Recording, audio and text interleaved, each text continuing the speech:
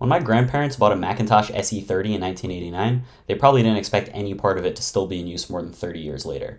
And while the computer itself, with its single-core Motorola 68030, 1 megabyte of RAM, 40 megabyte hard drive, and 9-inch monochrome display can do basically nothing compared to even a $5 Raspberry Pi Zero, and its optional one-button ball mouse would be completely unusable for any sort of task today, somehow its keyboard is still a favorite of many keyboard nerds, including myself. This is the Apple Extended Keyboard.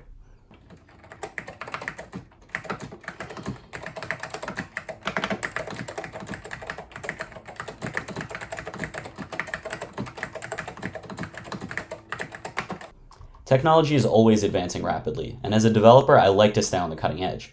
But there are a few areas where I enjoy doing things the way they've always been done. The simplicity, workmanship, and repairability of older forms of technology, even those that are mass-produced, appeal to me greatly, which explains my love of mechanical keyboards, fountain pens, and mechanical watches.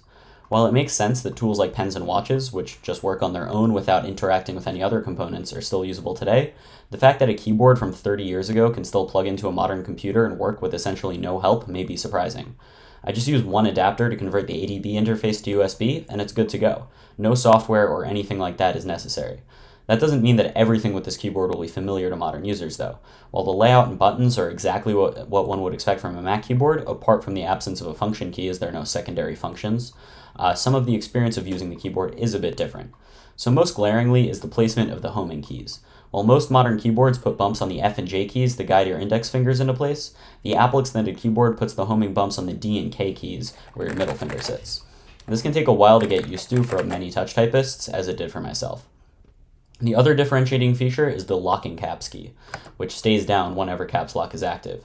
While this is certainly a cool feature, it may not be desirable for those who opt to remap their caps lock to something else, like Control-Alt-Command if they want to use macros or shortcuts with that. It also has an extra key on the top right, originally used as a power button. So why do people keep coming back to this board? First and foremost are the switches. The AEK shipped with a variety of different switches, all manufactured by the now defunct mechanical key switch arm of the Alps Electric Company. My board in particular has the highly coveted and relatively rare Alps SKCM orange tactile switches, which are among my favorite switches of all time. Since everything else with this board is standard, there really aren't any trade-offs to using a board like this. These boards are also super easy to service if needed. Since mine sat idle in a basement for more than 20 years before I got a hold of it, a few of the switches had gotten damaged. I simply desoldered them, disassembled them, cleaned them, and put them right back in, ready to go for another few decades. So let's say this video has convinced you that you want a board like this for yourself.